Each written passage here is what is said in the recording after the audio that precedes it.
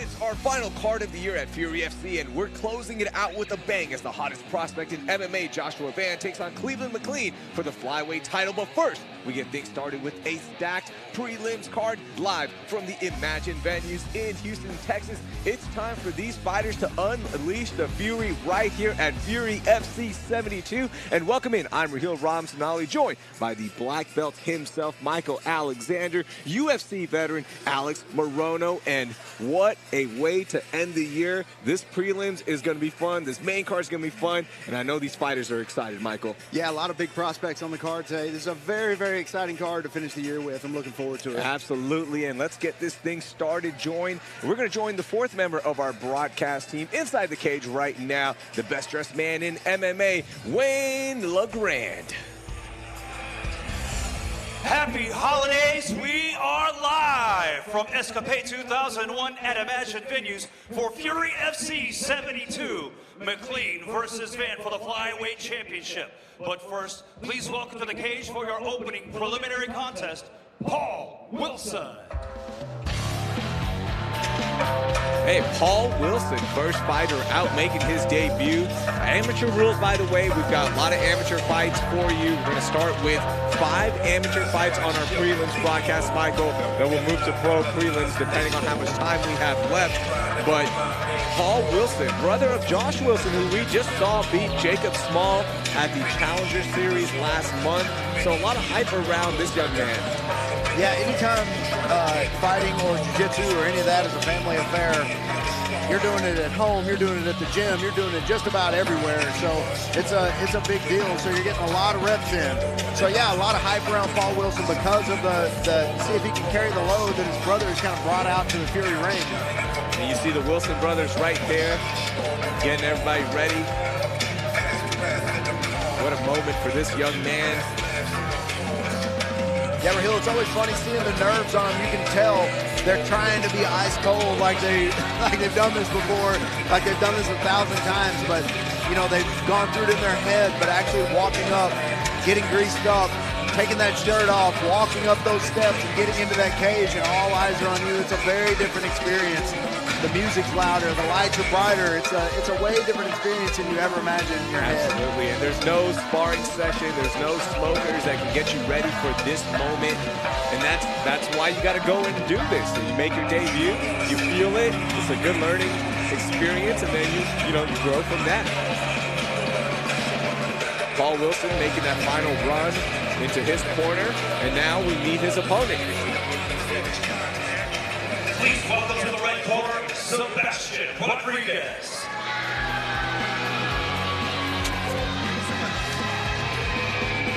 Sebastian Rodriguez, 1-0 record as an amateur already. Had his first fight back in August when he beat Jacob Briand via triangle in round 2.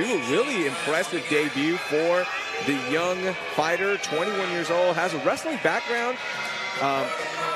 He has a lot of fights under his belt unofficially, officially 1-0, but just looking at his Instagram, looking at his history, the guy likes to fight. Yeah, and, we talked about the hype behind Paul Wilson because of, it's being a family affair. It's not a great draw for your first amateur fight. Sebastian Rodriguez is the real deal. We saw that in his debut, and like you said, Raheel, wrestling background, and also has the mean part down, because I tell everybody when you're going to make your Fury or whenever you're going to make your amateur debut, you got to get in there and you got to be mean without getting mad. And some people master that right away. Some people master it young before they ever touch the cage. But it's just something you have to master whenever you go in there. We look at our tail to tape for this amateur flyweight bout. Both fighters 21 years old. Both fighters did make weight. 1-inch height advantage for Paul Wilson, and the reach advantage goes to Sebastian Rodriguez. And of course, that one fight experience goes to Sebastian Rodriguez as well. In such an exciting flyweight division already. Of course, it's the amateur side, but we know we've got the flyweight title on the line. So something to look forward to. Let's go inside the ring for our official introductions. Ladies and gentlemen, your opening preliminary contest, brought to you by SheathUnderwear.com, is scheduled for 3 rounds in the Fury Amateur Series Flyweight Division. Introducing to you first, fighting out of the blue corner. This mixed martial artist is 5 feet 6 inches tall, and he weighed in officially at 124.8 pounds. fighting out of Huffman, Texas. Today, he makes his amateur debut. This is Paul Wilson.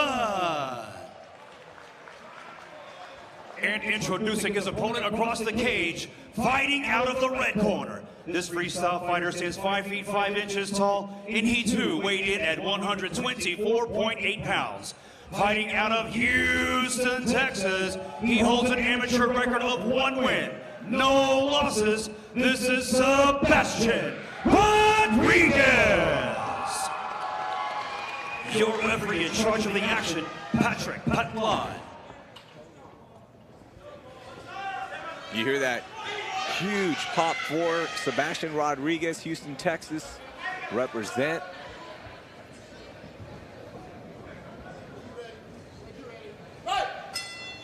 First fight of the night. Nice sportsmanship. Red gloves for Rodriguez, blue for Wilson.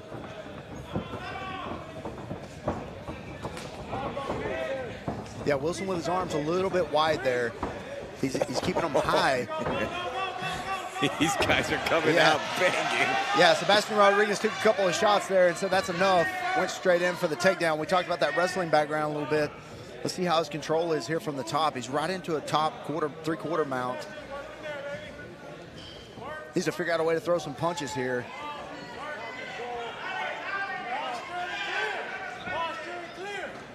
He's controlling the head.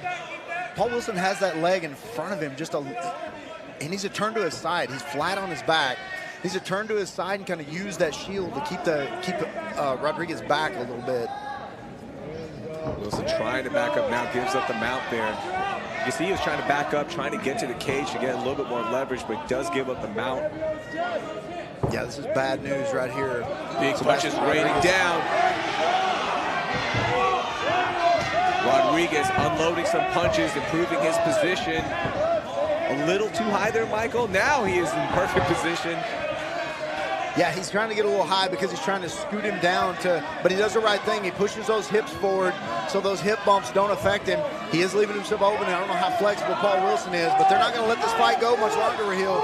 In these amateur fights, they don't allow him to take many of these punches. That's it.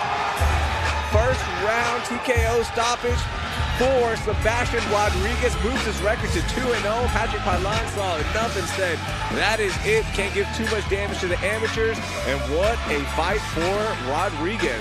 Yeah, a few technical mistakes there from Paul Wilson once he gave up the mount. You're going to take a little bit of punishment there, but you got to commit to getting out of that mount, getting them back in front of you, getting them back in your guard. You see that takedown right here for Hill. Nice little takedown. Goes to side control and then quickly goes to the mount, has that grapevine, and you see him inching up, moving forward, trying to isolate those arms. You see him kind of scoot him over toward the cage here in just a second. And here we go, here's the finish. And it's just unanswered punches. The punches aren't devastating, they aren't landing to the temple, but they're just, you can't just stay down there and take a bunch of punches. Paul Wilson, hey, give yourself some props too, man. You made your debut. You went through the feeling of getting ready for a fight camp, going through the fight camp, getting inside the cage, warming up, all that stuff, and now it can only go up from here. You got that first fight under your belt, so hey, a lot of guys wouldn't do that, so I love seeing that. Let's make this thing official. Here is Wayne. Ladies and gentlemen, referee Patrick Patlan calls for a stop to the action. 1 minute, 35 seconds into the very first round, declaring a winner by TKO, Sebastian Rodriguez.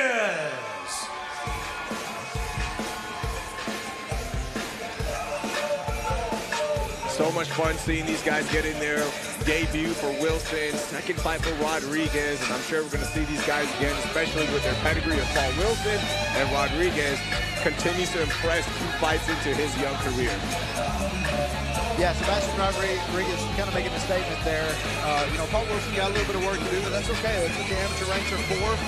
It's his first fight. He looked a little bit nervous out there, but I expect him to come back better. All right, let's get to our next fight. Let's meet our next fighter. Here's Wayne. Please welcome to the blue corner, Lashley. Lashley making his debut here for Fury FC in the amateur division, debut overall as well. Lightweight bout. Both excited to see this Houston, Texas fighter. Yeah, Casey Lashley, a tall, long fighter. You know, one of those guys that could probably go up, or probably go down a weight class, but fight, you know, I always suggest you fight comfortable whenever you're in your amateur, especially in your debut, fighting a comfortable weight.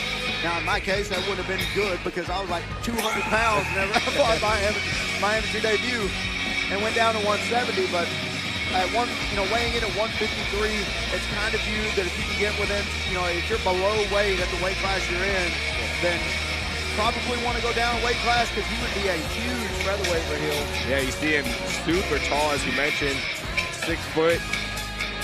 But yeah, this is the other thing about being an amateur. You're trying to figure out your weight class. You're trying to figure out how much can you cut, what is good for you, what's not. You know, what's not doable. And in fact, on the Fury Unleashed podcast this week, Eric Garcia and Wayne Leggett, they were joined by Lester Batres, and they were talking about that, like just using this amateur time to figure out weight class, trying to figure out your cut, your routine. So big thing here, but bigger thing here is we got the debut, right? Like you still have to go in there and fight. We had a little glove issue. We're just taping up the gloves here for Lashley. That looks like the state forgot to put the tape on there, and you gotta have that. You gotta have the state's initials on that tape on the outside of the gloves and on the inside of the gloves. Looks like they got it all taken care of, and he's wrapped up now, ready to go inside. But like we said, Raheel, as he's getting greased up here, at 6 foot tall, you know, 155 pounds, came in a couple of pounds under, but he looks great. Looking forward to seeing this debut, Casey Lashley.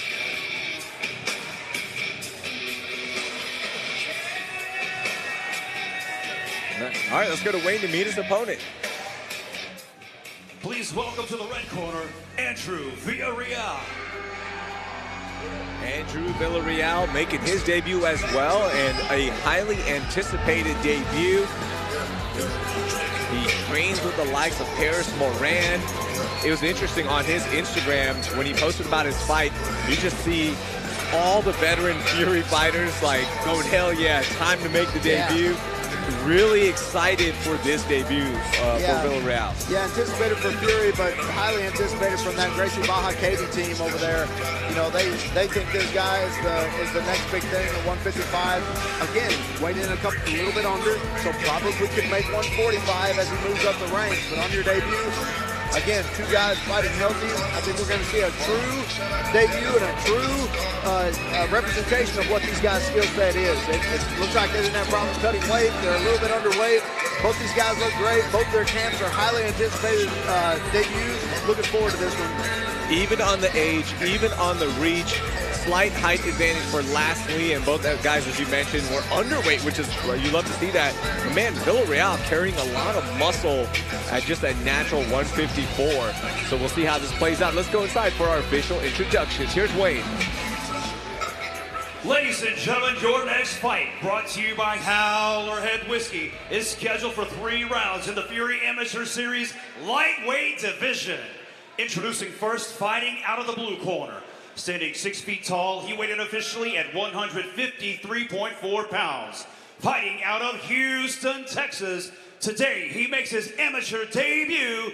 This is Casey Lashley.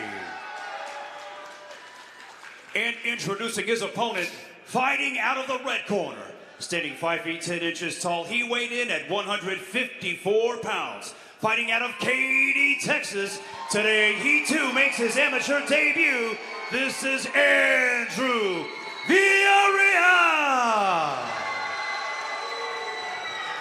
Your referee in charge, Jeff Rexroad. Jeff Rexroad, first assignment of the night. No glove touch. Blue gloves for Lashley, red for Villarreal. Ooh, nice body kick connects there for Lashley. Yeah, Villarreal ducks right underneath that right hand of Lashley. Gets the double underhooks right here in the top, on top in that, he's kind of in that quarter guard, but now he's raining down punches from the top. Good pressure, man. Big punches landing there for Villarreal. Yeah, Villarreal is going off on Lashley right now. Lashley a little spastic from the bottom there, but he's got to do something. He's got to get his feet in front of him, trying to push that away, trying to grab the ankles there and trying to sweep him. Villarreal very wise to it. Now trying to control the posture. Got to be careful here over up against the cage. You can use that cage as a weapon, spin right off of there, right into an arm bar, especially whenever you're furiously throwing punches. Nice little omoplata sweep attempt there. At least got Villarreal stopped from punching him for a second. Kind of turned him around on his body. Nice recovery there from Villarreal. Now inside control, knee across that belly, which is never fun. No, and Lashley made a mistake there. He's knee across the belly, and he kind of scooted his hips over toward the cage. He's trapped himself there up against the cage a little bit, and now Villarreal is just going to rain down these punches. Very difficult to get out of this spot, but he has got to figure out a way. Jeff Rexroad inching in closer. Now a little break in the action. Man, good control from Villarreal. Yeah, Villarreal, you know, I would say maybe he needed to pace himself a little bit here. I know he's going for the finish, but if he doesn't get it, we got to see how this is going to affect his cardio here. Got about a minute left to finish this. See if he has that big adrenaline dump yet. He's into this three-quarter mount here. His foot's just hanging over the middle just a little bit, but looked like he could have completed the mount there. Foot was pretty much across, as you mentioned, the 3/4 mount, but easier said than done, I guess. Yeah, it looked like the cage might have been in his way just a little bit. Maybe he was afraid if he went for it that he might lose it altogether. But, I mean, he was, with your opponent up against the cage, there's really no risk there. He's got that arm now. Maybe going for this Kimura attempt. He's going to have to pull him away. I like to crowbar that arm and kind of pull that, get that side of the body kind of off the mat. He's giving it up just a little bit. 10 seconds left. Got 10 seconds left, and his corner's telling him to let it go and just rain down some punches there.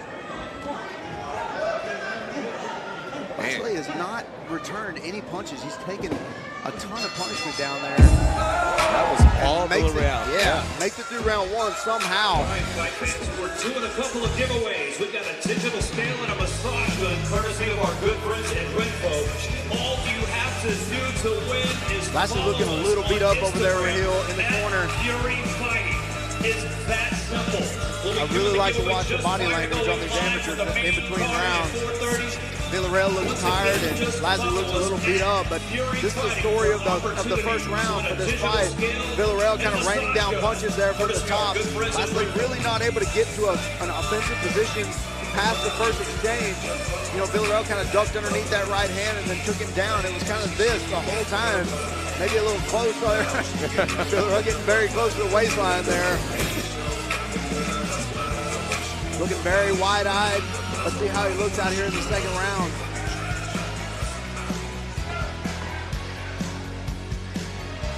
Now that he's off the stool, he looks fine, Raheel. Yeah. And this is where, for two debut guys, the first round's over. The adrenaline dump is done. Now, can you implement something? Can you make the changes on the fly? We get our look here at both fighters, see what adjustments they've made, how they react in the second round. And you see Lashley has a little bit of a spastic style. He kind of in and out and just a little herky-jerky. You never know where those punches are coming from. You can see, though, Villarreal is extremely tired already. Lashley looked like he tried to pull guard there for a second and then thought better of it. One of the #1 rules on this broadcast, don't pull guard. That's right. And you saw Lashley came out just throwing familiar combos. It looked like combos he was comfortable with, just to kind of find his groove, kind of get into some kind of comfort feeling, like, okay, here's my 1-2 kick, here's my kick, I know I can throw this. But now, yeah, he wasn't really throwing punches like from the pocket. It didn't feel like he was trying to find his range. It looked like he was trying to jump in and kind of land something and maybe stun him and then maybe throw some combinations behind it.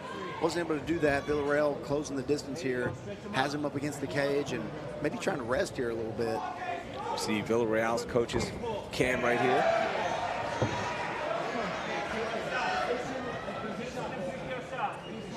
Now back to that familiar position, Villarreal on top.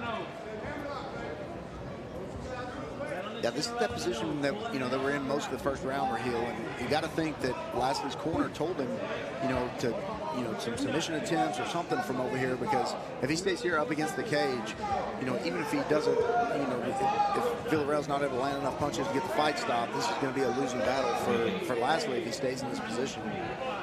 You know, especially whenever you're, you know, something like this where you're doing a body lock from the bottom. I mean, you're basically stuck there. You're kind of putting yourself there for good, and so it's one of those things you got to let go. You got to kind of move on to the next thing. Lashley, I haven't seen the padding has kind of come undone there, and Lashley's head was inside of it for a second. Yeah, that's a good plan. I mean, he was taking a lot of punches from Villarreal. He's like, I'll just hide behind this pad right here. Our city ambulance service padding there. Yeah, I wouldn't be surprised to see Rex Grove standing these guys up from this position if they stay in here much longer.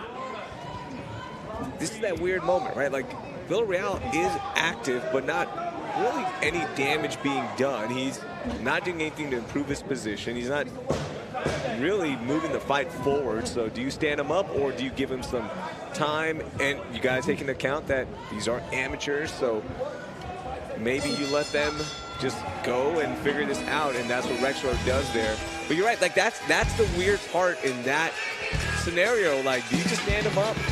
If you were the official, do you stand him up there? I don't think so. I think just because Villarreal was on his feet, kind of pushing forward and leaning forward, but if he were to go down to his back down to his knees and he were to stand there and kind of hold, I think at that minute I would give him 5 or 6 seconds and then maybe stand him up from there if there was no action. But while he's on his feet, kind of pushing forward, 2 things can happen. Lashley can sweep him from the bottom or go throw up a submission attempt, or Villarreal can start raining down punches from that position. So in the position they were in before that, if he goes to his knees and he kind of sits there and just kind of holding him up against the cage, yeah, I may stand him up from there, but that's why I'm not a referee. I'd have coaches and moms and everything all over me. Don't forget to check out the Fury Unleashed podcast featuring Wayne Leggett, Rich Burmaster, Eric Garcia, and of course the superstar Diego Reyes, available everywhere you get your podcast. This week's guest, Lester Batres, was on talking about his career, his son, up-and-coming superstar, The Unit, Lester Batres Jr. Check it out wherever you get your podcast. I appreciate Wayne giving me a shout-out, reminding people that I have a newborn at home and I'm not getting sleep, and he's very correct, so thank you, Wayne, for that.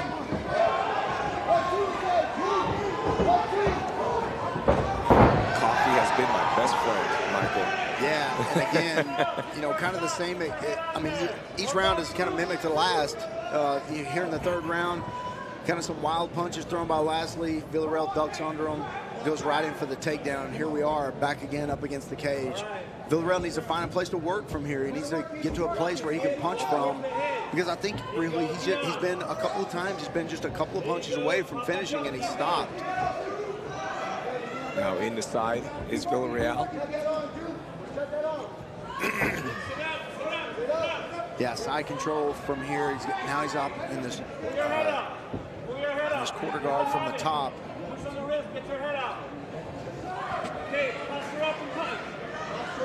You see that how strong he looks, Villarreal does, but I want to see a little bit more, right? And look, it's his debut.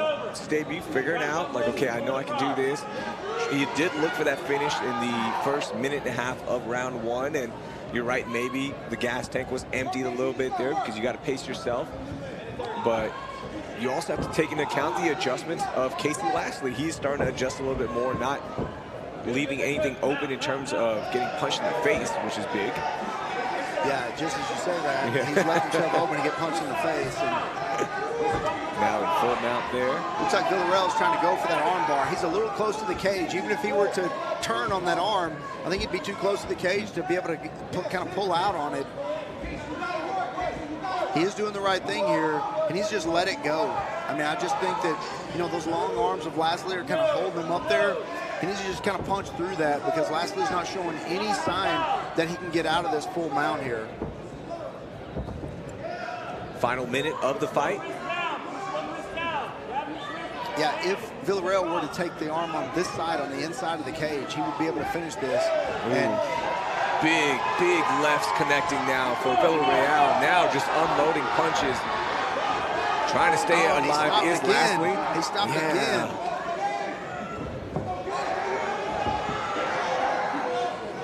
Yeah, Villarreal does a good job of staying heavy with his hips.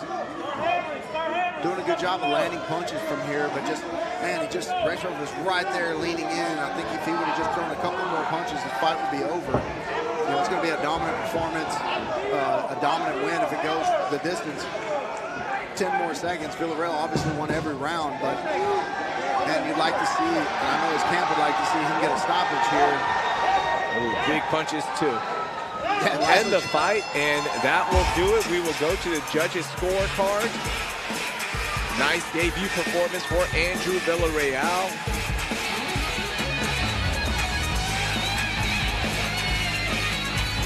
That is a strong young man.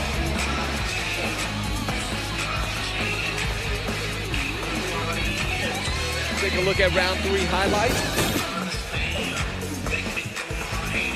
Immediately to the ground we went. Big takedown for Villarreal, and we spent pretty much the whole round there, Michael. Yeah, those all 3 rounds were about the same, and Raheel, it's hard to convince yourself whenever you're in this position for 3 rounds that you're not just dominating the fight. And although he did dominate the fight, when he goes back, I think he's going to be a little bit disappointed that he didn't finish this, because I think he had the opportunity at least once in each round to throw a couple more punches, and this fight would have been over.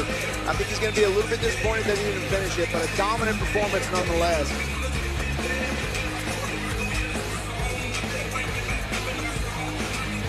Casey Lashley looking very confused about what happened here.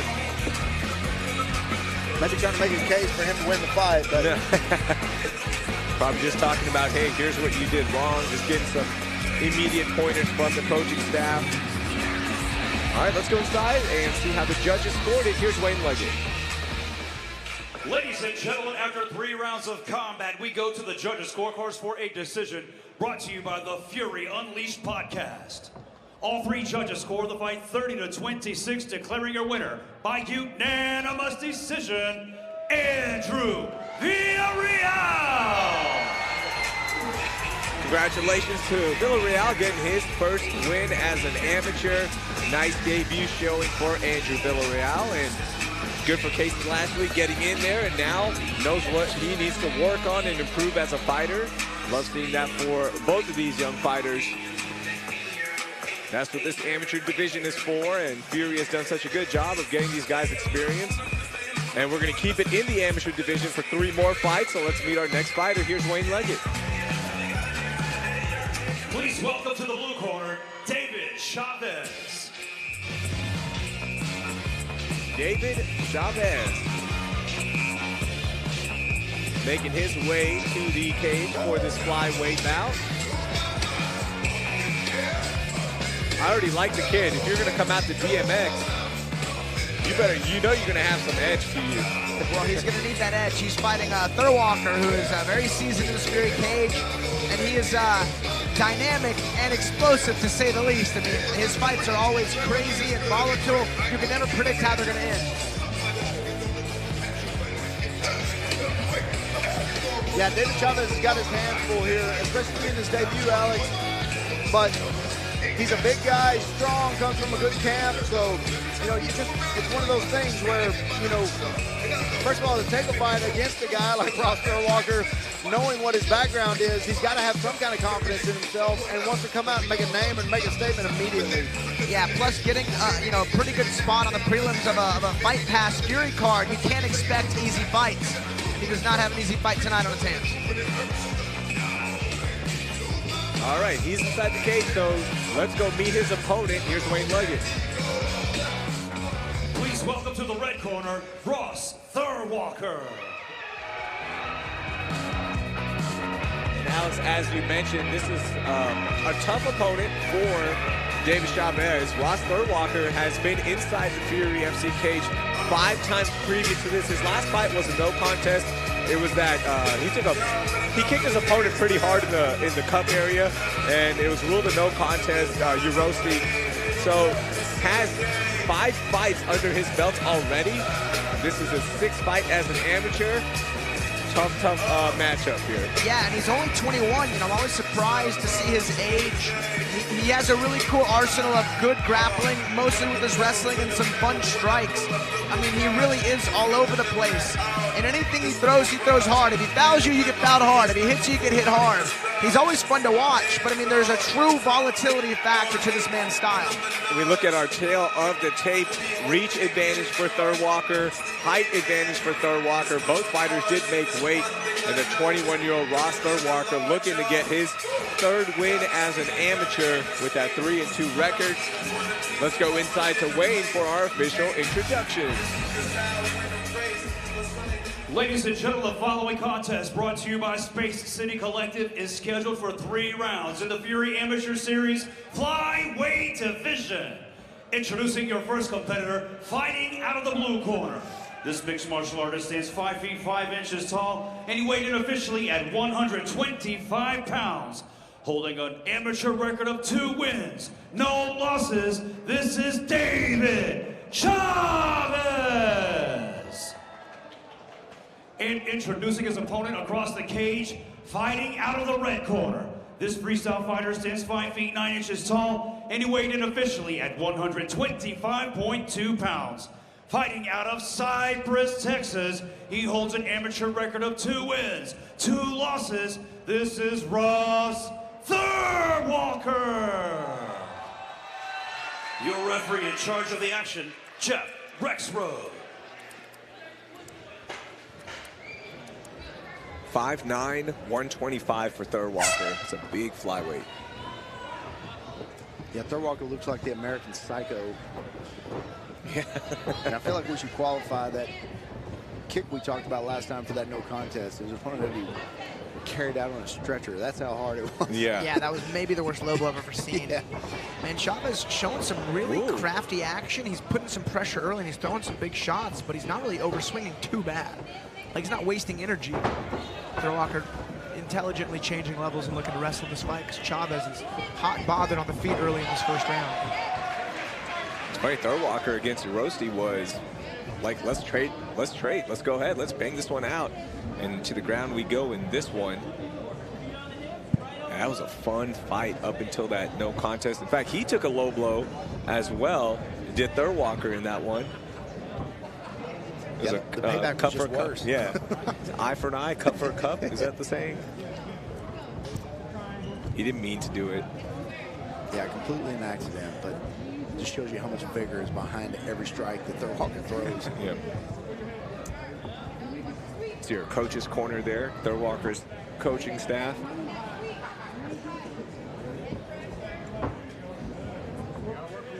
Now, as you see, Chavez fundamentally he's doing a pretty good job here. Looks like he wants to get stood back up, but you know, staying high. Went for a little hook flip there. Got to be careful with his head here. Yeah, worked his way back to his knees, trapped in a front headlock, and notice he still has 2 hands on 1 wrist. That 2-on-1 get up, exit the head is my favorite strategy from a bottom front headlock. Really good job there from Chavez. His P's and Q's seem to be pretty on point. I mean, just fundamentally, he's making all the right moves. Yeah, and you can see what kind of athlete he is. You can see the way he moves, a great athlete. Very good movements, tried to take the back there, but didn't commit to it too early. You see Thurr Walker now with some wrist control. I mean, that's something you see in wrestling all the time, is controlling the hands. It's something you see in high-level jiu-jitsu as well. I'm surprised it's not used more. In an MMA, it's a must because guys are trying to punch you. In jiu-jitsu, it's not as important, but still very effective.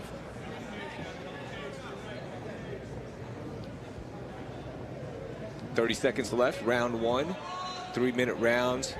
Amateur rules here. Yeah, Chavez having a hard time getting around that leg, that shield. Some good knees from Thurr Walker. Yeah, it's very 4 nice. in a row. You know, Thurr Walker having scored that takedown and landed some clinch knees, I'd say he's up a bit in this round, but it's the pressure of Chavez that's really paying off dividends for him. Because all the action on the feet is all Chavez simply because of his pressure. Neither guy has really landed anything too notable. Good jab from Thurr Walker. Good front kick. There's the fun spinning strikes, and then his wrestling. A cool mix of styles. Yeah. That's what we saw in his last fight and all his other fights so far. Really good kick package from Third Walker. But Chavez really impressive in his debut in terms of using those hands and not afraid to throw. For a debut fighter, we usually don't see that. So it's nice to see.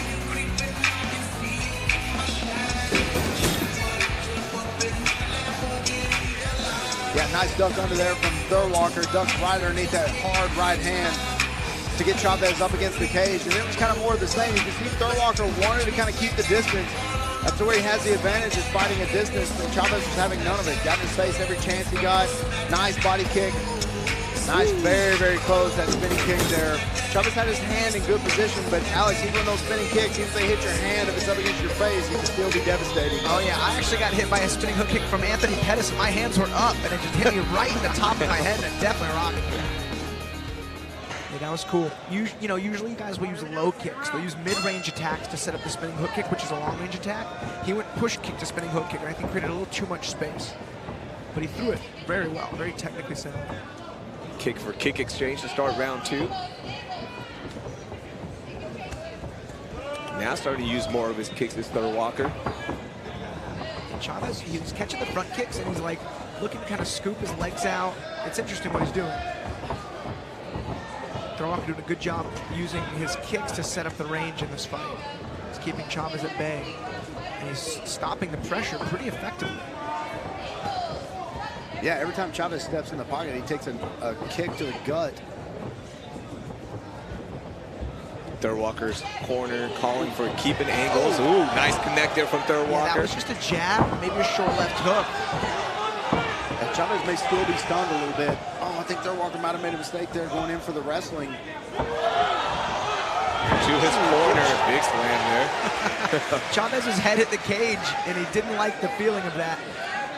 For those who don't know, sometimes, you know, in the gym the cages get all worn and bowed, but man, in these arenas, these cages are tight, and they will cheese grate you hard. Yeah, and you don't want to get your ear caught in about a foot up as you're going down to the ground, because it will tear your ear off. Oh yeah, you get dragged down hard enough, it'll take some skin off your back. You see Third Walker being active with his ground and pound. Chavez did a good job getting to his feet and not settling on his knees there. Walker looking to pick the ankle, successfully so. Just past the halfway mark for round 2. Physically, I know it's demanding, but Chavez needs to really hustle to get to his feet because he's being ridden out right now. And in long term, that actually burns more energy than trying to explode up. Chavez looking for a guillotine. He's got the hand under. Uses it to snap him down and shoot him to a high C, but again, he's just on his butt and knees. You can't wrestle off your base like that. You gotta be on your feet. You gotta be. Unloading his Third Walker, big knee to stand up. Oh, and now Chavez catches him with a big right. And that scored. I mean, I think it more knocked Third Walker off balance, but still, I mean, it didn't look great. Yeah, Chavez doing a good job in this round of staying safe, first of all, and then he caught that big shot. Now he's on top. This is the first time he's been in this position in this fight. Chavez is a good underhook. Third Walker going to his base, exposing his back, but he can, you know, the reward is a get up, which he hit right now. Yeah, Chavez looking very frustrated as Third Walker was able to stand up that time. Both guys fundamentally sound on their scrambles. Looks like we had the 10-second accidental end of the round horn. Yeah, that's some officiating mistakes right there. Usually the 10-second horn goes before the round ends. Yeah. I mean, that's all right. They can, you know, no harm, no foul. Yeah. They won't make that mistake twice, and if they do, they're fired. Look at round 2 highlights. You see a nice right hand there by Chavez, and then a left jab there to kind of put Chavez on his butt. You see he's a little bit stunned here. I think this is where Third Walker might have made a mistake, and then he comes up and does this, so not a mistake at all. Chavez got to be careful putting your arm down to try to catch yourself there. You're right, Alex. He did not like that whenever he had his head hit the cage. It's funny, you know, Third Walker got hit with the right hand earlier, and his guard was up, and those 4-ounce gloves just split right through the base, and happened again there on that top kick. MMA is kind of cruel sometimes. Having your hands up is not always enough. It really isn't. You got to be out of position in these big shots. No, it's definitely not. You get somebody who, like you talked about Anthony Pettis earlier, he'll kick your arm in half. Yeah. So you got to be careful about that. All right, final round now. Third Walker looking pretty fresh. He's excited to get back in there. Chavez, same.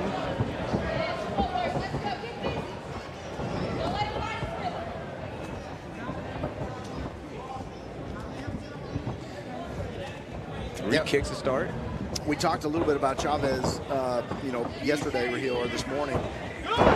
Chavez could fight at 115, just not a lot of opponents at 115, so he's taking these fights at 125, taking this fight at 125, but, actually he thinks he can make 115, just not a lot of opponents in Fury or anywhere at 115 in the men's division. Oh, big punches now for Third Walker. Has the back of Chavez. It was a beautiful Uchimata to get him down to the ground, and that was more like a wizard kick, which is the same thing, it's just the wrestling term. But, man, Third Walker showed some really cool technique in his takedown there, and then he was just all over him, right in the mouth. Chavez, honestly, intelligently, giving his back up so he didn't get pounded out from mount there, but he's not much of a better spot.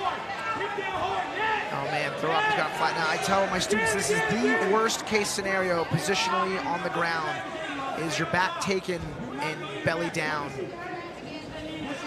Notice, and then notice Chavez, he turned. You can see he flipped the angle of his hips to just not get his lower back so compressed. But Third Walker's all over. Yeah, Alex, and the bad part is you got to sell out to get out of these positions, and you're going to take a little bit of damage. So taking a lot of damage now is Third Walker. Is this going to be enough to get the win for Third Walker? He's looking at Rexroad to stop the fight, and the punches keep raining down. And we go on. Wow. I mean, he was 4 punches away from that getting stopped. Chavez sitting to his butt was smart there. And I know it's tough cardio-wise, but, man, Third Walker just stays on. I think he could have gotten a TKO there. He was looking to set up a Darce. He's got it. He's got the head in there. Just a little high, but, I mean... He's trying to use the cage to kind of fold his body in half. See, this is also where, as pros, they could throw some elbows. This is a great position to elbow from. Now raining down shots again is Third Walker, trying to get this stoppage. Big shot. He's unloading now. Like, this is going to be enough. Stop this fight. Come on. They're going to stop this fight. That is it. That is it. Huge win for Ross Third Walker. Jeff Rexroad saw enough, and wow, Chavez took a beating there at the end. You saw Third Walker just take it to the next level to get that finish. Yeah, his first few shots were for activity. Those last few shots were to stop the fight. I mean, we saw how he just added some more space in between his punches and the guy's head and really went to town. That was interesting to see right in front of us. Yeah, he threw his hips into those last two punches. Those were had some bad intentions behind him. He wanted this fight to be over. He did not want to go another minute. He did not want this to go to the judges. Although it was a dominant performance, although I think he would have won the fight, he did not want it to go that far. He wanted to make a statement here, and I think he did. There was that Uchimata, I mean, right in the mount, transition to the back. See, those are good shots. Those are some activity shots. And you'll see when he really puts some heat on him. These shots, you just see the distance difference in his punch. Yeah, that was I'm frustrated. This fight hasn't stopped, so I'm going to stop it now. Going Mighty Mouse style with the spin kick celebration. Very cool.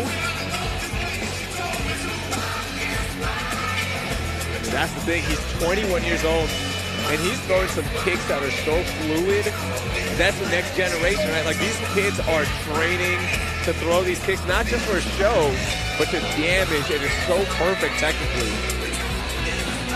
Yeah, he's definitely got some work to do, and to me, that's a scary thing. He's got a little bit of work to do. He's got definitely room to improve, and when you're improving on a skill set that's already pretty good, that could be dangerous. That could be dangerous for the 125 division into the future.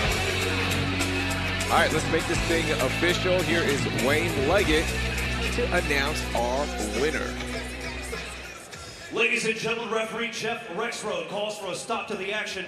2 minutes, 14 seconds into the third and final round. Declaring your winner by TKO, Ross Third Walker.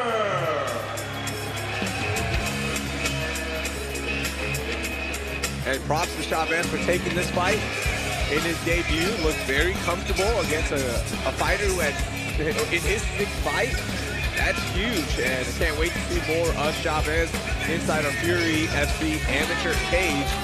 So we got 2 more amateur fights for everyone that's watching. And their championship fight. Yep. Got 2 titles coming up. Featherweight title on the line in our next fight, and we also have the light heavyweight title on the line in our amateur division, so let's get it going. Please welcome to the blue corner, Dylan Aguilar. Dylan Aguilar, 4-time Inside the Fury FC amateur cage, has a 2-1 record overall for Fury. Had a crazy win over David Wynn via that crane kick back at, I forgot, it was back earlier this year. And he's just such a fluid fighter, and he deserves this title shot. So we've got a featherweight title on the line now. Yeah, one thing, there were some UFC fights last night. Drew Dober versus Bobby Green. Great fight, and Drew Dober said, you got to take some risks so you can try to achieve greatness. And Aguilar's jumping switch kick, head kick knockout was exactly what he was talking about. That one, I mean, granted, he's got a good record, he's got some good wins, but it was that knockout alone that I believe earned him this title shot. And he's only 18. You know, this is a great first of 2 championship fights this evening. Yeah, this is a scary thing when you see an 18-year-old in there doing jumping crane kicks inside the cage for a win. I mean, 18 years old, already this many fights, fighting for a title. Nowhere but up for this kid, Alex.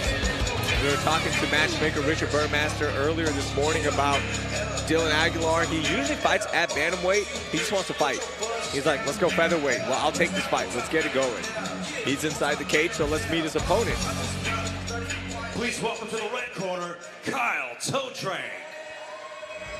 Now, it's not going to be an easy fight. Of course, No. there's a title on the line. Kyle Todrank, 3-0, 4-time Inside the Fury FC amateur cage. All his fights, of course, here with Fury. 2-0 in 2022 so far. Really good performance and a win against Emmanuel Garcia earlier this year. He wrestled at Purdue for 3 years, Michael, then transferred over to Buffalo, wrestled there as well.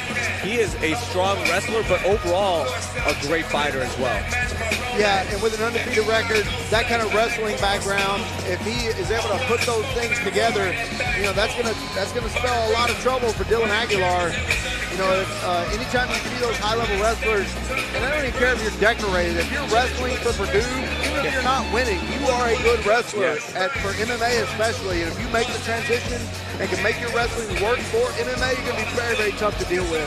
Yeah, I know a bit about Kyle. One fun fact is our second championship fight of the night, the fighter for this one, is actually one of Kyle's teammates from when they wrestled in Purdue. So, I mean, it's cool to see those guys in college wrestling and they're now fighting in the Fury cage for championships on the same night.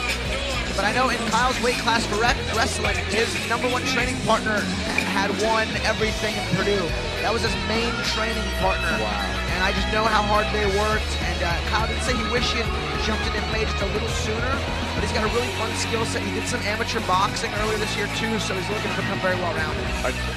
A quick look at our tail of tape, height advantage, reach advantage for Todrank, and both fighters did make weight. 26 years old, as you mentioned, for Kyle, but still plenty young enough to make a run and get that experience. Let's get our title fight introductions. Ladies and gentlemen, the following contest, brought to you by Renfo, is scheduled for 5 rounds. It is for the Fury Amateur Series Featherweight Championship. Introducing to you first, fighting out of the blue corner. This mixed martial artist is 5 feet 8 inches tall, and he weighed in officially at 144 pounds. Fighting out of Victoria, Texas, he holds an amateur record of 2 wins, 2 losses. This is Dylan Aguilar. And introducing his opponent across the cage, fighting out of the red corner.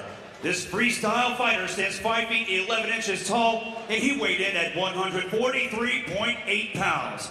Fighting out of Houston, Texas, he holds a perfect amateur record of 3 wins, no losses, presenting Cutthroat, Kyle Todrank. And now your referee, Patrick Catlon, with the final championship instructions.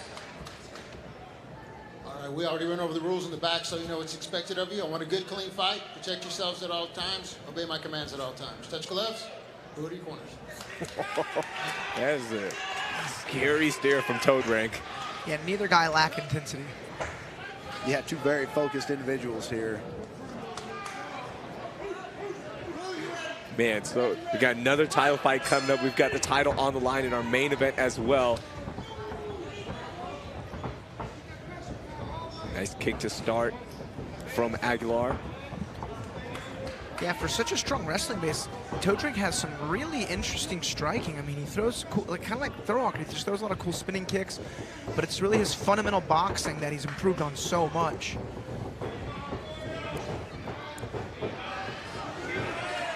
Yeah, it looks like he wants to show that wrestling acumen right off the bat. So decent little neck wrap, but Kyle needs to jump to that right side. He's got to get to that right side quick, and that's what he needed. Now, this is a decent classic grip guillotine high elbow. I mean, it's tight. I guarantee you it's uncomfortable, but there's no lower body leverage to put an extra crank on that squeeze. There's no chance it's going to put Kyle to sleep. I don't see him tapping in a guillotine. You can see it's already loosening up a little bit now. I mean, for the most part, once guys cross the side control, the guillotine is lost and gone. It takes discipline to let the head go, but that's what Aguilar is doing, is to let the head go, create some frames, and try to escape. And he could try to reload the guard, but that's just so hard to do. Yeah, the only reason you would hold that head is if you have confidence in that sweep from there, where you can kind of tuck their head and kind of roll them over your body. But that's going to be very, very difficult with a high-level wrestler. Yeah. They know how to get heavy on those legs very, very quickly.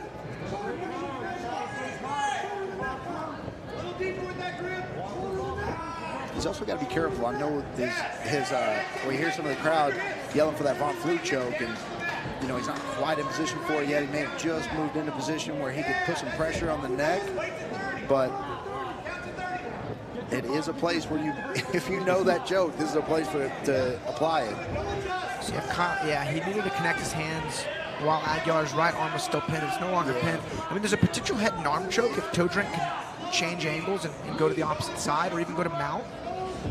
But right now, I think he's just really enjoying that crossface, a little top control. Yeah, and this is where you don't want to go if you're, if you've got the head, you're kind of trapped that head and arm possibility. If you go into the guard, you don't want to hold on to that. You want to kind of posture up. Looks like he's trying to get over there to the cage and maybe put some pressure on the spine, get him uneven, maybe sit up to his feet and do some ground and pound. Aguilar did connect with those open hand slaps. We just seemed to make Todrank a little bit more upset. Good body shots now. See, this is the benefit of pinning somebody on the cage, is it really limits the articulation of the hips on bottom. So it takes most submissions out of the equation. To the top man, and Cutthroat can look to do some ground and pound. Yeah, especially when the shoulders and head are elevated from the floor. A little bit more dangerous if their shoulders and head are on the floor, but with it elevated, really not much they can do from there except go back further. Their butt up against the cage trying to stand up. But here at the end of the round, big round for Kyle Todrank. I think he probably won that round, mostly top control. Once again, that's @Fury Fighting on Instagram for an opportunity to win a digital. Don't forget to follow us on social media @FuryFC on Facebook, @Fury Fighting on Instagram. Make sure you tag us at your watch parties. We also have a lot of giveaways going on throughout the week and today on Fight Day. So make sure you follow us on Instagram @FuryFighting and tag us so we can repost your watch party posts. We need to create a MySpace. Bring it back.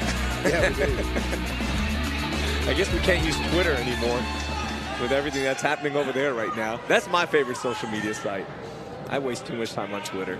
Yeah, MySpace was the worst experience. In 2009, I still had a MySpace, and I posted a video of me knocking out one of my sparring partners, and I got bad trouble. Oh, no. It was also because when you landed on your MySpace, the thong song was playing. Yeah, that's right. Nothing wrong with that. Round two. Don't act like you don't love Cisco. Love it. Yeah, Aguilar known for just being explosive on his entries, so Kyle's doing a good job, keeping a pretty long range. Nice little inside leg kick there from Aguilar. Ooh, both guys throwing some heat behind those hooks. Good powerful left hook there from Aguilar.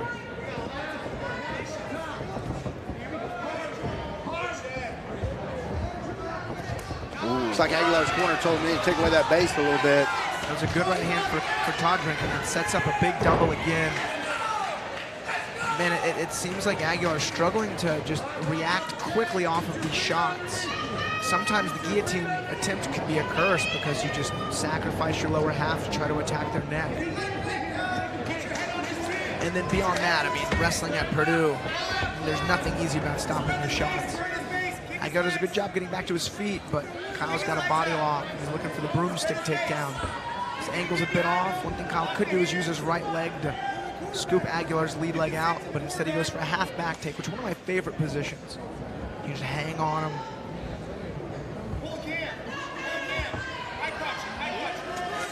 I'm having to back out on that half back take because he's got a Kimura grip here. He's a little bit high on it. He needs to get down toward the elbow for it to be effective. And really going after that, Alex, really put him in position to kind of get taken down there. Yeah. So your instinct, hopefully his instincts would have told him that he was a little bit too far along in that and needed to bail on it to stay in a decent position. Cutthroat's got a full figure four on the body. I mean, this is going to get rough. He's the bigger fighter, too. And he's got a decent choke locked in. 1 minute left, under 1 minute now. A lot of time to work this choke. He's almost palm to palm. He's kind of split between a figure four and a palm to palm rear naked choke. It's going to take a lot to get Aguilar out of it. Aguilar thumbs up, yep. Looking a little more promising, but we got the locked side right on the cage next to us, and Cutthroat is not quite under the chin. Now he transitioned off. This one looks a little bit better. And here he goes. He needs to pull his chest up just a little bit to make some space to put that hand behind the head, and he's got it now. And this is crank on the jaw. It's going to be very, very close. And you see Aguilar now hand fighting hard. That's a sign that this is not comfortable. It was 10 seconds. He may be able to survive this one out. Looks like just enough opening, and now the opening, and he survives the round. Wow, what a missed opportunity for Kyle Todrank, and what a survival moment for Aguilar. I mean, yeah, he made the most out of that back take. You know, and I think moving forward, Kyle knows, you know, Aguilar doesn't have much of an answer for him on the ground. I could see Kyle looking to shoot it early pretty much every round from now on. Yeah, and if he does, Aguilar's got to do something besides chase that guillotine, because like you said earlier, Alex, you know, no matter, even if you get it, it's going to be very, very difficult to get a Division I wrestler to tap to a guillotine. They're really good at putting themselves in positioning, their head position. You know, you're better off attacking one of their arms or something like that. Typically, wrestlers expose that more than anything, but a guillotine's going to be very difficult to get. So he needs to chase something else. I expect him to come with some flying knees, something to try to surprise him as he comes in on that, because he's got to sell out. He's down 2 rounds to none. Yeah. You see that final choke attempt there, and Aguilar survives. Round 3. Title on the line. Whoa! They both tried to front kick each other. Kyle got the better of the exchange there. Yeah. That's awesome. It looked like their front kicks hit each other in the bottom of the foot. And that may be the fastest takedown in Fury history. Half a second. I don't even got to a full second there. There's a connect boom. It's a way to start the 3rd round.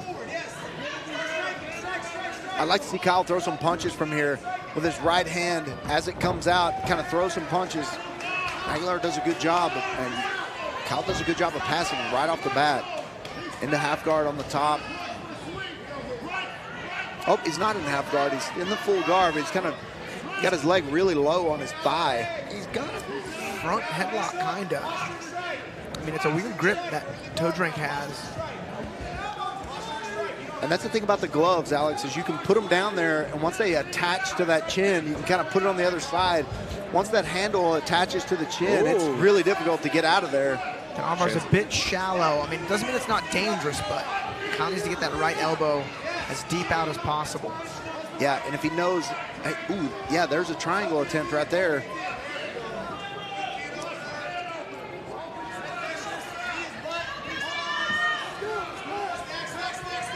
Yeah, that's the only thing I don't like about the can opener, Alex, is both hands are high above your head. Makes it really, really difficult. Yeah, I want to say the can opener is like just old, outdated tech for MMA. It really is. Maybe before people knew how to grapple, yeah, it could work. Maybe. But I mean, if anyone ever tries it on me, principle alone, I blast an armbar. Yeah, I mean blast an armbar. Yeah. Explain that to everyone at home that they don't understand that position a little bit more. Yeah, so if you're in somebody's close guard, you can grab the back of their head and like really pull it in and compress. I mean, it can choke you, it can hurt your neck. I mean, it's not a fun move. But unless you're just putting the pressure, the gods on him, it's really easy for the bottom man to just articulate the hips, work a high guard, and shoot arm bars. I mean, that's what we saw, but Kyle was very hip to it, pulled his elbows out, ended up progressing into half guard off of that exchange. But the can opener, it was something I never used. Yeah, I never really like it just because, you know, the weight is on your elbows. Typically, it's up on top, and you're having to lean over them so far. Makes it, like you said, makes it really, really easy for someone to switch their hips out.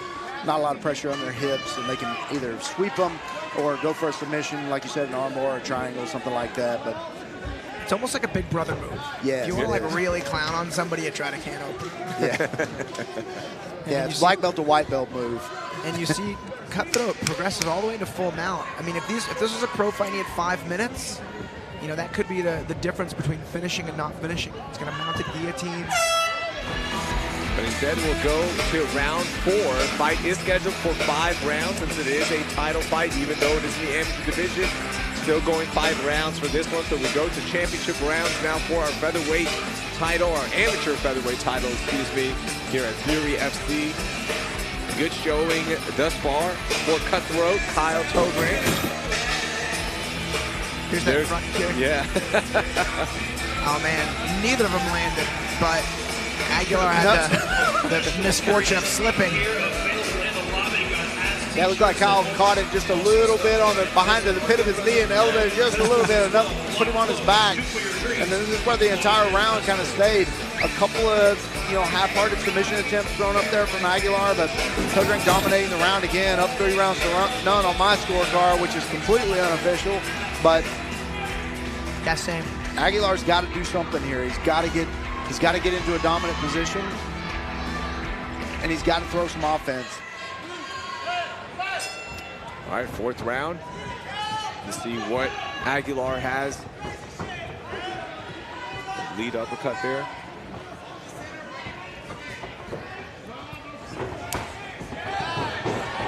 Aguilar looking to, you know, strike lightning twice with that high left kick. And as somebody who goes for a lot of guillotines, a lot of times I regret doing it and wish I had sprawled or punched an underhook. And you just see Aguilar's, you know, main reaction to this doubles is to try to wrap the head up, and it's just against such a seasoned wrestler and Cutthroat Kyle, it's going to be tough. Yeah, and then also he's turning his body the wrong way. If you're going to go for that guillotine, you got to be facing the other way. You know, that other hip's got to be facing away. And so just making a couple of technical mistakes there. If you are going to go for it, you need to go for it in a position where you can finish it.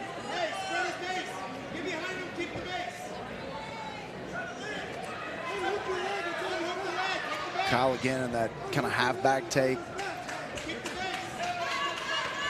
Looks like he wants that back again really, really bad. But just as bad, Aguilar wants to keep him off of it, so he's keeping his back up against the cage, doing a good job of defending. Back to the center of the cage here. Oh, big connect there from Aguilar. Yeah, nice left hand. Another one. And he's a big jab. But I mean, this is where he can just hit that wrestling mode. And you know, this is, if anyone watching at home, this is why wrestling is by far the best base for mixed martial arts, because you can just control where the fight goes. If you want to strike, you can strike, but the moment you get hit, you're like, all right, it's time to control this fight. Get him on the ground. Yeah, and if you've ever trained with high-level wrestlers, it is just smothering. There is never any space. It's nightmarish. Yes, as you move away, the space closes tighter and tighter and tighter. It's ridiculous. And, you know, you have people who think they're wrestlers, but if you've ever gone, you know, Logan Savvy, one of my teammates, is, you know, on Team USA, and just I outweigh him by 50 pounds, and this dude is just throwing me on my face every chance he gets, and, you know, never enough space. And, you know, if I ever do submit him, I'm finally looking at him. It's a ridiculous session, and you know that's kind of what you're seeing here. Alex is just you know, the high-level wrestling, closing the distance, taking very little punishment, and then just controlling the fight. Every round pretty much has gone this way. Aguilar comes out, will try to throw those combos, try to open up with some stand-up, might catch Todrank, and then Todrank just goes back to that wrestling to stay alive and then also implement a dominant round. And he's done that thus far again in round 4.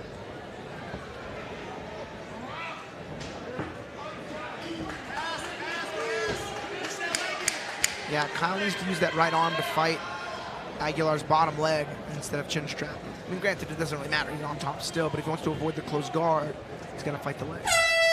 All right, to the 5th round we go.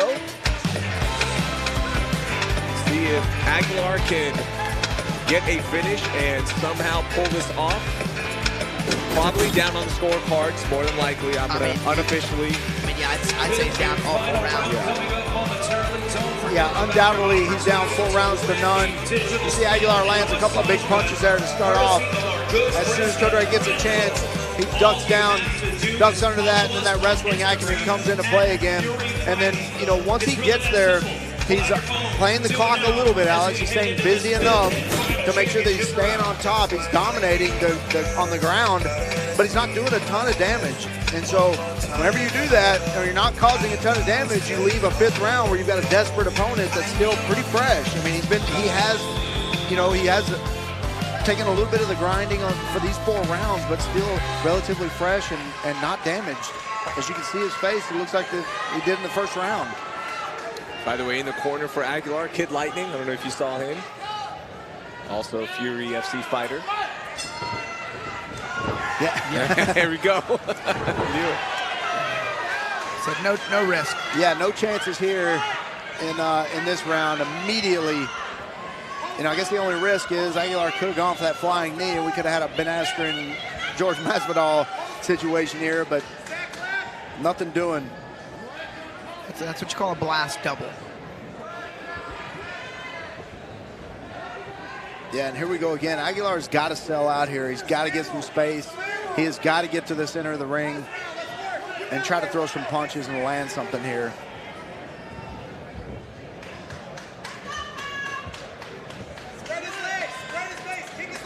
And for Todrank, well, actually for either one of these guys, if either one of these guys win this, I would assume it'll probably be their last amateur fight. Maybe not Aguilar, but Todrank, you know, winning the belt, you would assume he'll want to go up. He may have to take 1 or 2 more fights if he sees something here he doesn't really like, Alex. But, you know, dominating performance here in a title fight. Pretty good indication of where you're at in this weight class. Oh, yeah. And especially going 5 rounds, you get a lot of cage time in there.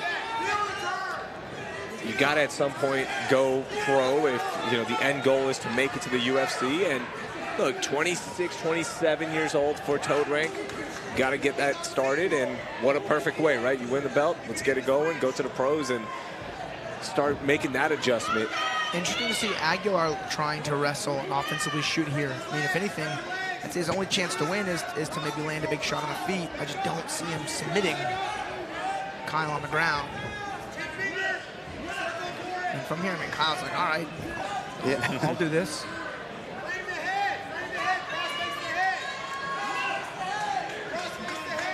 Yeah, great positioning from Kyle. Great, you know, cardio. You know, good pressure. And we saw some nice boxing early in the fight, but just didn't want to take any chances. He knows he probably felt one of those punches from Aguilar. Probably thought he punched a little harder than he initially thought it was going to be. What's interesting is our next fight is a wrestler versus jiu-jitsu fighter. I mean, usually it's striker versus grappler, like in this fight. We got striker versus wrestler. The next one's interesting because it's a wrestler versus a jiu-jitsu guy. I'm very curious to see how this next title fight's going to go as well. Light heavyweight title on the line. Philippe Rocha against James Ford. James Ford, the teammate of Todrank. Here, yeah. Both guys real high-level wrestling. You see Kyle with a modified cradle. We'll see if he can't get a little mat return action. Kyle trying to do what the equivalent is in the switch here, but go to the back.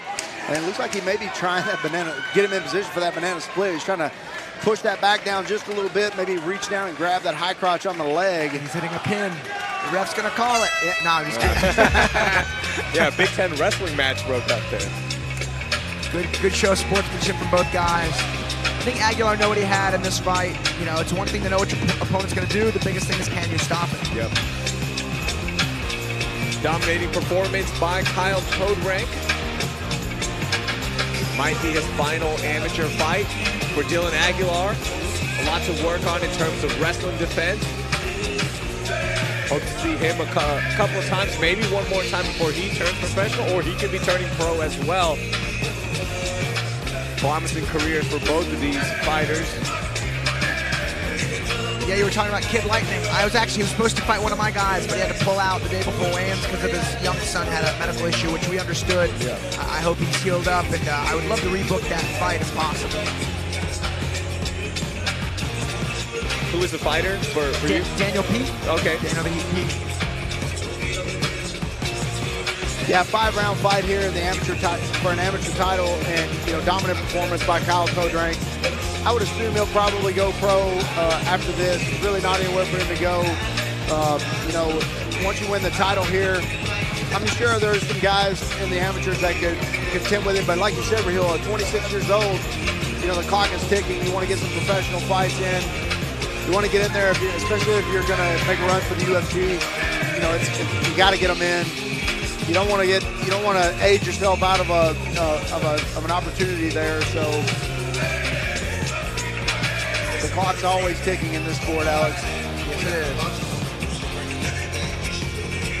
All right, let's go inside to Wayne to make this official and see how the judges scored it.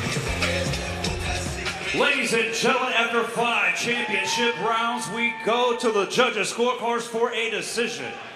With scores of 49-46, 49-46, and 48-47, your winner and new Fury Amateur Series featherweight champion, Cutthroat Kyle Todrank.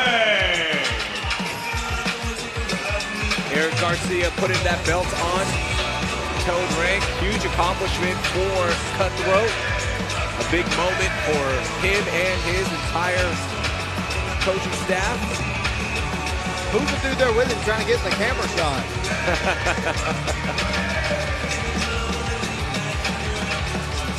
That's cool. A family friend maybe going through some tough times or something. I'm not too sure. We'll find out. Very cool. All right, let's go to Wayne to meet our next fighter for our championship main event. Please welcome to the blue corner, Felipe Rocha.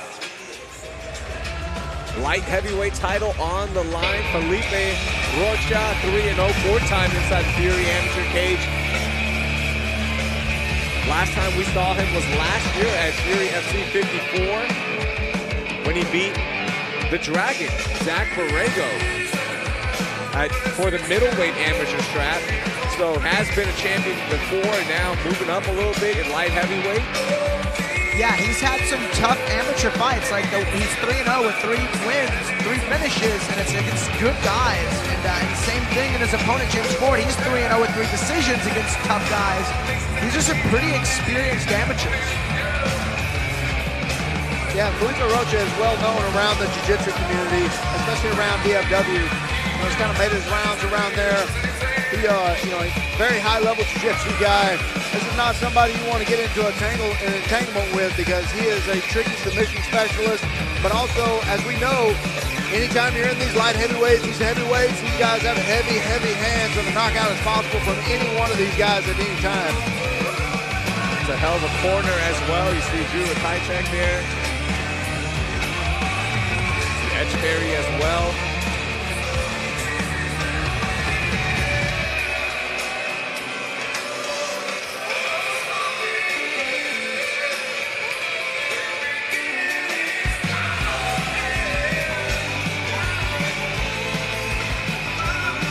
So, I mean, what's crazy is Felipe Rocha, granted, he's fighting for a championship, which is great, but he is a very decorated jiu-jitsu black belt. Like, back in my day, if you were a jiu-jitsu black belt, you couldn't fight amateur. No one would fight you. You just had to go pro. And it's cool to see how the game has changed now. I can name you, half a dozen black belts fighting as amateurs. And there's some black belts that should be fighting as amateurs. Yeah. Honestly, Rocha, not one of them, man. This guy's seasoned. This guy's big and strong. Let's meet his opponent. Please welcome to the red corner, James Ford. James Ford, third time inside the Fury FC cage, has wins over Jacob Williams and Kevin Clark. Both his fights, as you mentioned, Alex, have gone the distance, but he is a tough matchup. He is a Purdue wrestler as well.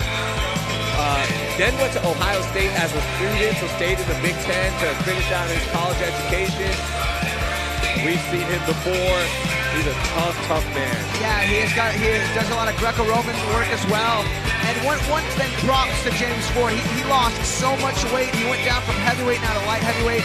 What's so funny is I saw him at War and I didn't recognize him. He cut all his hair off and he lost so much weight. I was like, who's this new guy? And it wasn't until the next day when I saw a picture, I was like, dude, that was James. So, you know, fight aside, he achieved a lot as a human and as a man, you know, dropping weight classes and now contending for the belt. Yeah, had a major weight loss there. We were talking this morning, Michael, about it, and he is ready to show out. You see the weight waiting at 203, even on the height, 1 inch reach advantage for James Ford and the older of the fighters, Felipe and Rocha. Let's go inside for our championship introductions. Ladies and gentlemen, the following contest, brought to you by Private Label, is scheduled for 5 rounds. It is for the Fury Amateur Series Light Heavyweight Championship. Introducing to you first, fighting out of the blue corner. This mixed martial artist stands 6 feet tall, and he weighed in officially at 201.6 pounds. Fighting out of Lamar, Texas, he holds a perfect amateur record of 3 wins. No losses. This is the Rhino, Felipe Rocha. And introducing his opponent across the cage, fighting out of the red corner. This freestyle fighter stands 6 feet tall, and he weighed in at 203 pounds even. Fighting out of Houston, Texas, he too is undefeated as an amateur, holding a record of 3 wins. No losses. This is James Ford. Now referee Jeff Rexbro with your final championship instructions. All right, guys, you both know the rules. I expect a clean, fair fight from both of you. Obey my commands at all times. Protect yourself at all times. Touch gloves if you want. Back to your corner. All right, let's get another title fight, gentlemen. Red gloves there for Rocha. Ford in the blue gloves. I was curious who was going to initiate what. Because, I mean, Ford definitely has the wrestling, you know, resume. But Rocha's got the, you know, the ground fighting resume. I don't think either guy cares where it goes. I think they're fine with it. It does look like if Rocha takes us to the ground, he would prefer to be on top, as most people would, because he's defending hard against those takedowns. Big knee exchange from both fighters. Keeping it on the feet thus far. One thing I know, Ford did work on his boxing a lot, and as one of his training partners, you know, his hands did get significantly better.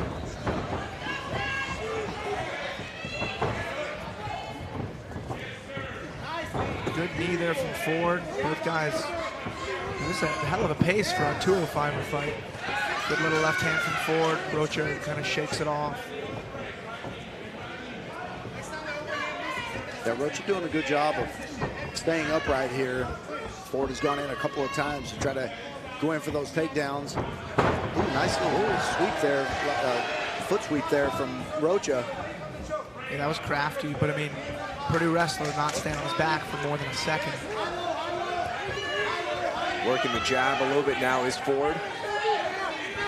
You know, I'd like to see Ford work his boxing a bit more. He's getting some good work in with that jab. Good knee there. And now this is one of the biggest difference in their previous fights is Rocha has never gone the distance. He's finished all of his guys, whereas James has gone the distance every time. And I've seen him hit like 3rd round suplexes at heavyweight. Yeah. So he's actually got good conditioning. Imagine that conditioning has gotten only better with the weight loss. And I think this is one of those fights, the longer it goes, the more favorable Ford's style is going to be, only because, you know, in jiu-jitsu, Rocha needs to be really clampy and tight and heavy. Good uppercut there from Ford. Again, Rocha shakes it off. There's a good jab. Ford again. Oh, nice combo there from Rocha. Swinging over the top. Looked like that left hook just stunned Ford for a second. Oh yeah, you saw him gazing off into the crowd. Not by choice.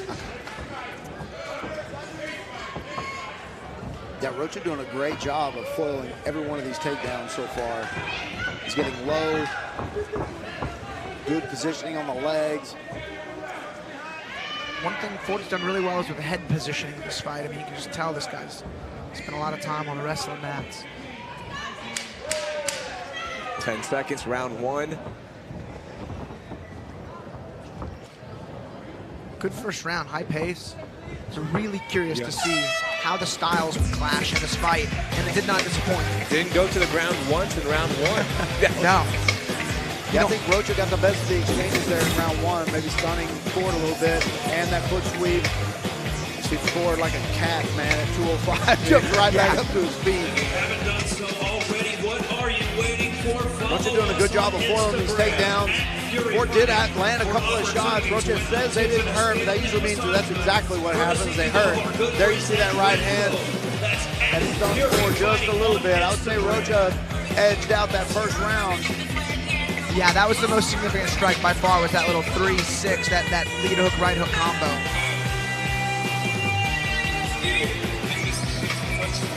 It's funny, usually that punch is not numerically known as a 6, but we actually have something, our coding's a little different in our gym, so I gotta make sure to use the actual punching names and not our coded names.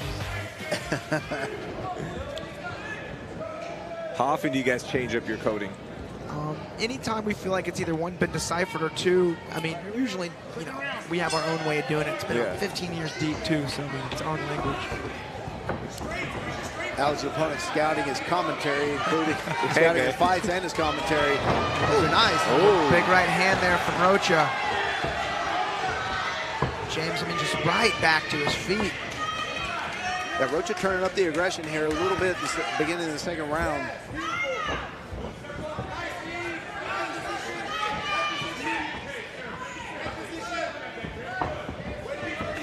And you just see the way Rocha's built, you know his punches are powerful. Good jab there from Ford.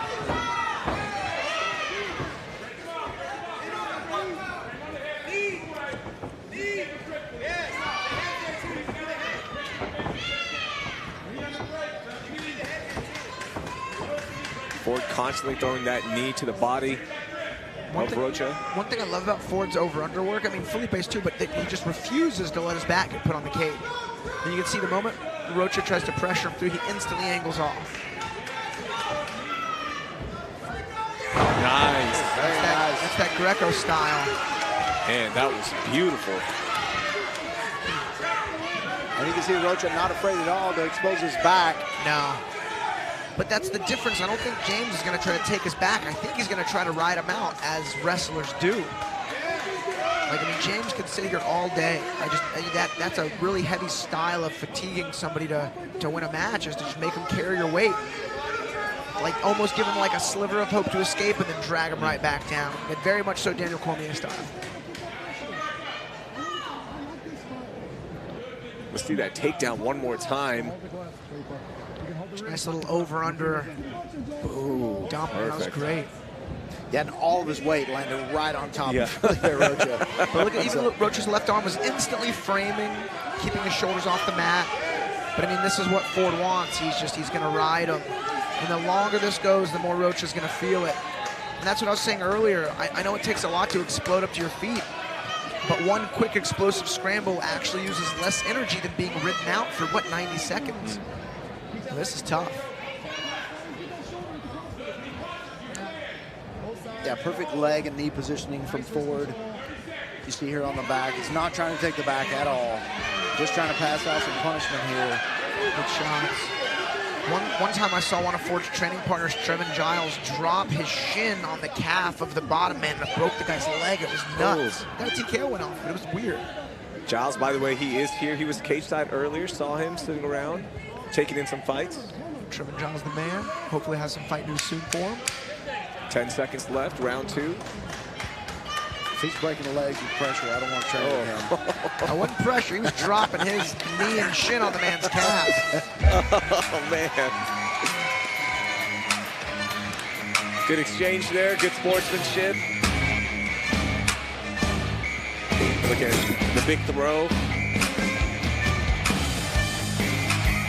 That was a good right hand from Rocha. It kind of grazed off the shoulder of Ford, which took some steam away, but I think that stunned Ford. And here's that beautiful over-under throw. Good framework and angles by Rocha. And then great ground and pound. I mean, this was, I think, the most notable action of the fight was this wrist ride, ground and pound action from Ford. Yeah, Ford doing a good job of controlling that round. I think it's 1 round apiece. You know, 2 rounds in. I think Rocha took the first one. Maybe Ford took the second one.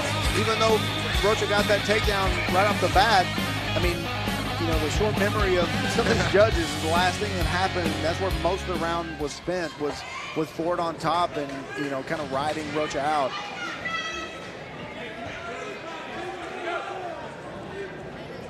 Jeff Rexroad makes sure the door's closed. Round 3.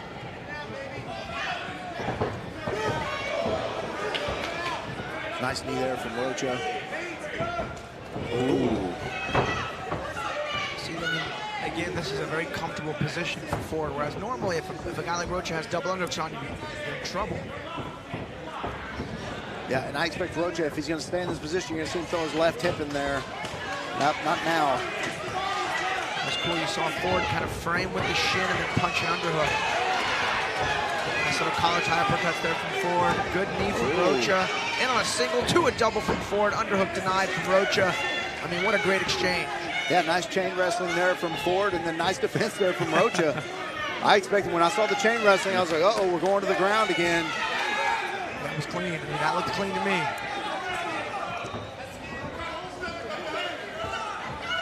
I'll bet we'll see Ford try to get his hips in really close and then a dump over to that left side of his.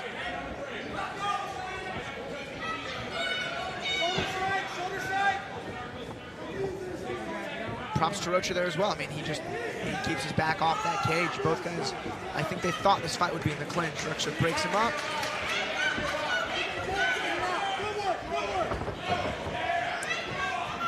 Man, so quick on the level changes for Ford.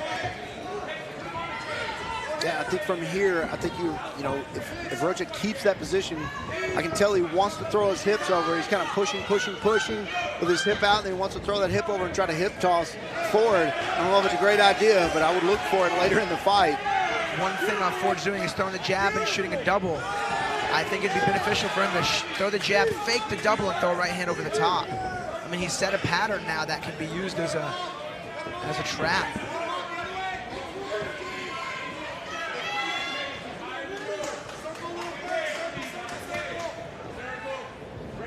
Under 1 minute left in the 3rd round.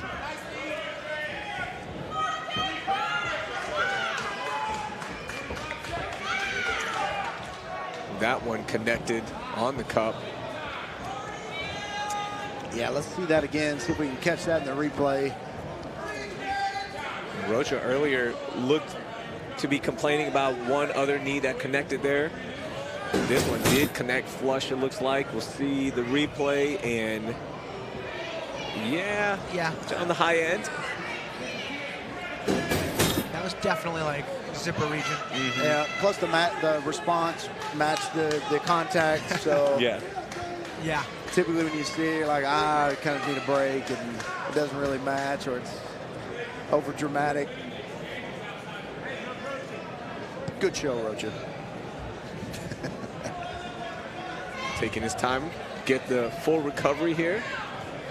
Yeah, as he should. He's doing a good job of, you know, foiling these takedowns. I'm actually kind of surprised that Ford hasn't been able to take him down more, but Rocha with perfect positioning whenever he comes in for those takedowns. He can't really do anything once he gets past that, once he gets to that position. Ford's doing good work with his jab. Nice little knee pick. But, I mean, James right back to his feet. Yeah, both guys doing a good job of taking each other down, but Ford's just winning the race back to the feet.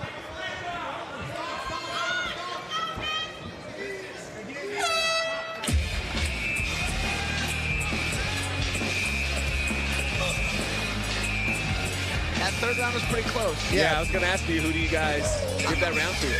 I don't know. That's one of those toss-up rounds. I mean, we saw in the main event for Strickland Cannonier last night. I mean, each round was close, each one of them. Sometimes you just don't know. Yeah, I mean, I think if I was forced to make a choice, I think I'd edge out James Ford for 2 rounds and Rocha for 1. Yeah, I was thinking the same thing. And, you know, Ford, it looked like in the second round he was gaining momentum, and it kind of evened out. It was very, very tough to call in the third. I guess if he could go anywhere, maybe that being the highlight of it with Rocha with the takedown. I don't think that would have scored, though. I don't think so either. You know, James landed on his knees and he was back up. I mean, that's a tough one to call. I think the first round being Rocha, second round for sure being Ford is a clear one, but this is anyone's fight right now.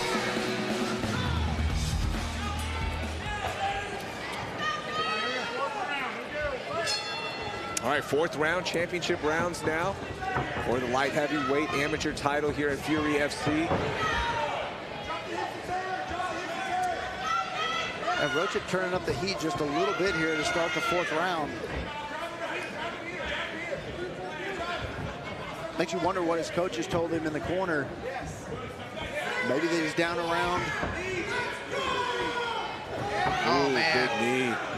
He's been working that knee all night long. Yeah, you know what? That may be Ford's best offense here is these over-under clinched knees, and he's probably landed 20 of them.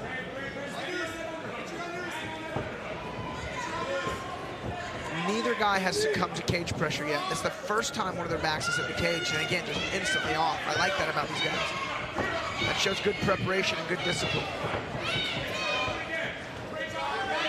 Uppercuts flying there for Ford. Those are good collar tie uppercuts from Ford.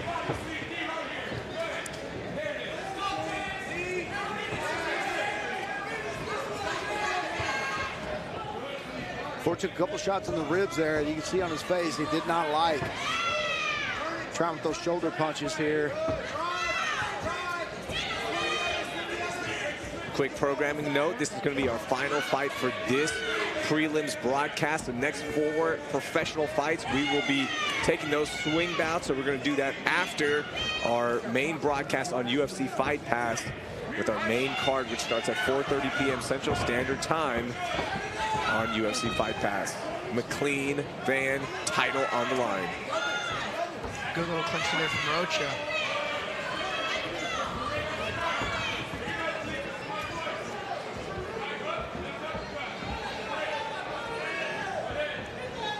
One minute left, round 4. Both fighters showing a little bit of wear here. You can see both guys kind of leaning on each other. We thought the last few rounds were hard to call. If they keep going like this, it's going to be very difficult to call. I mean, yeah.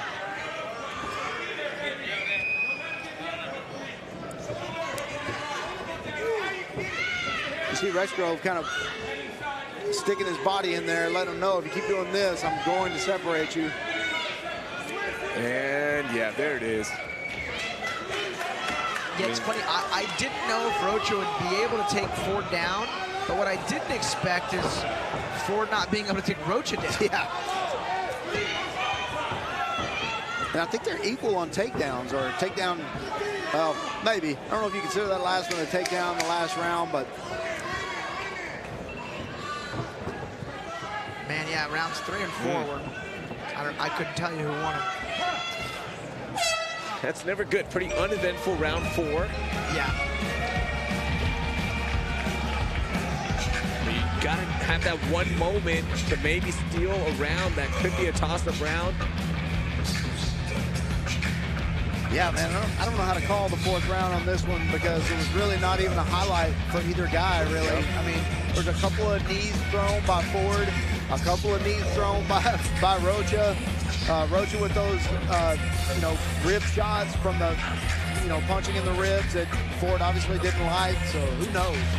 Don't forget to listen to Fury Unleashed, the podcast with Wayne Leggett, Richard Birdmaster, Eric Garcia, and the superstar of superstars, Diego Reyes. Available everywhere you get your podcast. Awesome show. Everything behind the scenes of Fury, matchmaking, upcoming fights, potential matchups, all that. on the Fury Unleashed podcast. Now, Alex, you were saying? Yeah, it's funny. Usually in these fights where it's very clinch heavy, it's like whoever's back is on the cage is losing, but neither guy has been losing the cage fight. Yeah. You got a good exchange there to start the round, but I mean, just clinched right back up. Final round for this championship fight. This is almost like sumo wrestling with light punches instead of a MMA fight. Oof.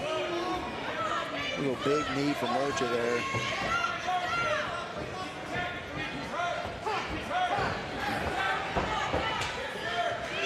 Rocha trying to separate and cause a little bit of damage. Just not able to do it.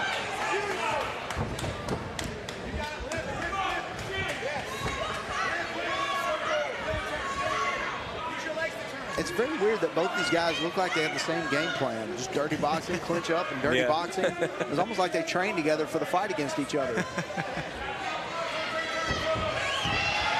There you go. Very nice trip. He's got to do something with this. He's got to be able to get to the back. He's got to be able to do something if he wants to get, you know, any credit for this at all. He's very, very close. Ford doing a good job of staying active and not allowing him to take his back. Okay, this back take is close. Oh, this is going to be... Felipe needs that hook. James is able to slip out. He needs that right side underhook, and he's back up. Man, good work from James Ford. Looked like it was going to be a world of trouble. Good uppercut. Ford's landed 10 decent little collar tie uppercuts there.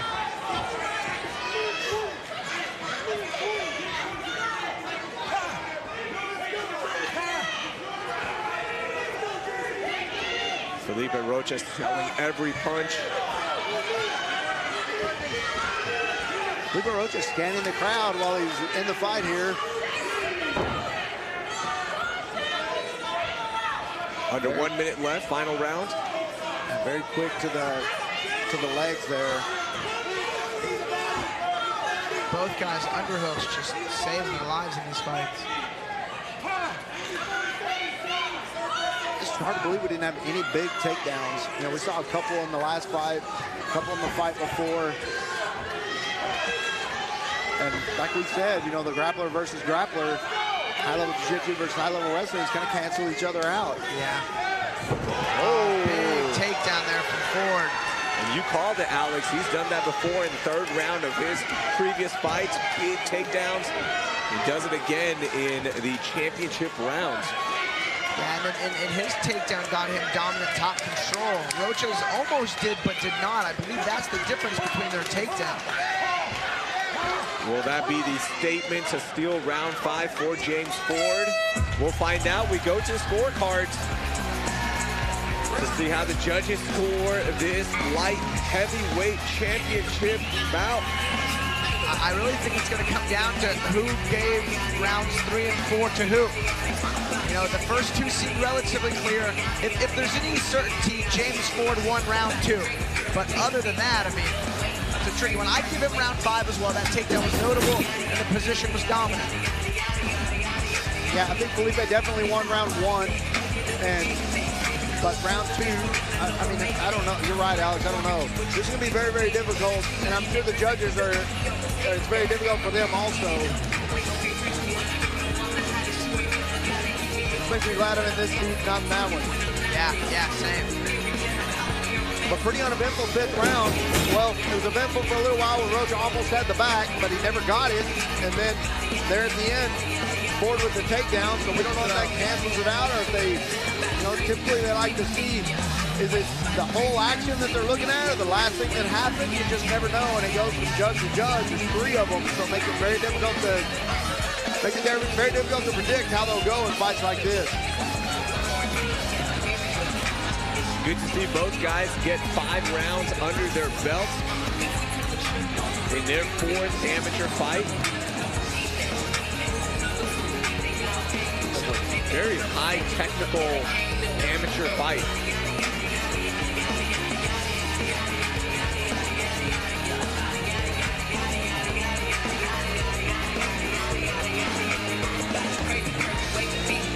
Yeah, Felipe Rocha, I know he's expecting a baby sometime this month, so a very exciting time for him. Good thing he got this fight in before that baby's here, yeah. Homer Hill. Yeah. I can't imagine doing a fight camp with a newborn. Hard pass.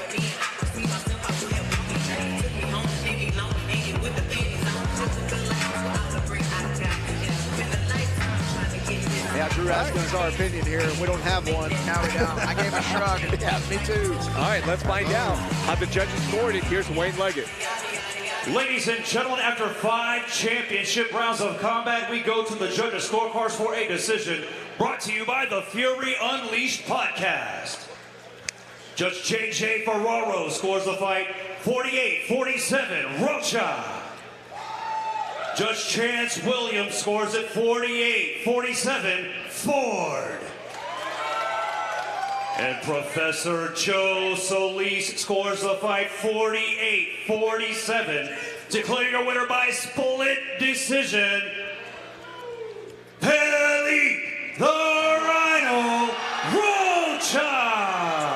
All right, quick thoughts, guys. What do you think? Yeah, I'd be curious to see which rounds they gave to who, but Peli that was a Rocha close is fight. your new Fury Amateur Series light heavyweight champion. I think if they would have said either one, I would have said they got it right. Yeah. So, It was that close. Yeah. Congratulations to Felipe Rocha, and congratulations to all of our winners on our prelim broadcast for Fury FC 72. We now head to UFC Fight Pass at 4:30 p.m. for McLean versus Van for the lightweight or flyweight title. It's going to be a blast. Let's get this going on UFC Fight Pass on behalf of our entire production crew and everyone here at Fury FC. And for Alex Morono and Michael Alexander, I'm Raheel Ramsnali. We will see you at 4:30 p.m. Central Standard Time on UFC Fight Pass for a stacked card and our final card of the year.